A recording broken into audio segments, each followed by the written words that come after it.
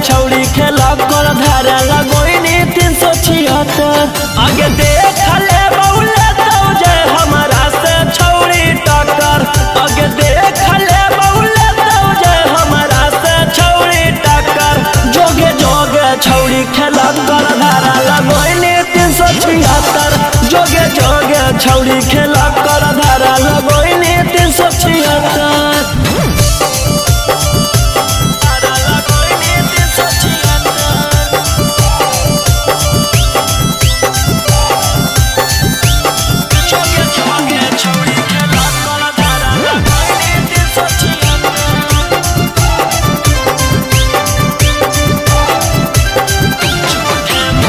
झूठे मूठे के छौड़ी हमारा फसावोहिंगे।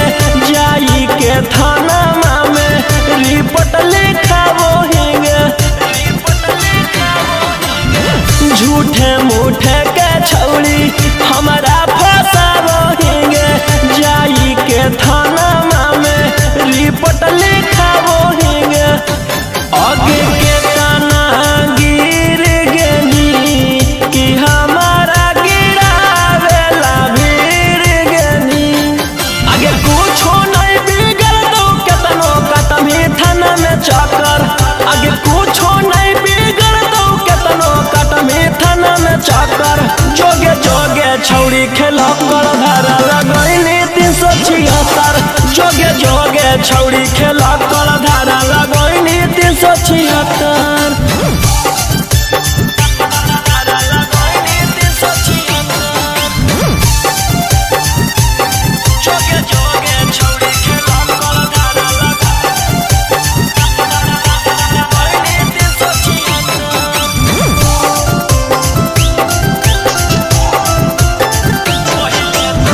पहिले तू कोइनी भाषण मीडिया में जाई के कि तोरा मिलतौ छौड़ी हमारा फसाई के।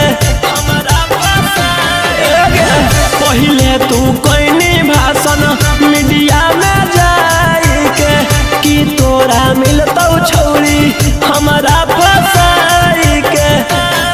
कि जहिया जेल होतौ फिर बेल लेके उहे खेल होतौ। आगे रोही रारू सनवा दिलवा कैले हकौ पत्थर। आगे राजा रारू सनवा दिलवा कैले हकौ पत्थर। जोगे जोगे छौड़ी खेला कर धारा लगोइनी 376। जोगे जोगे छौड़ी खेला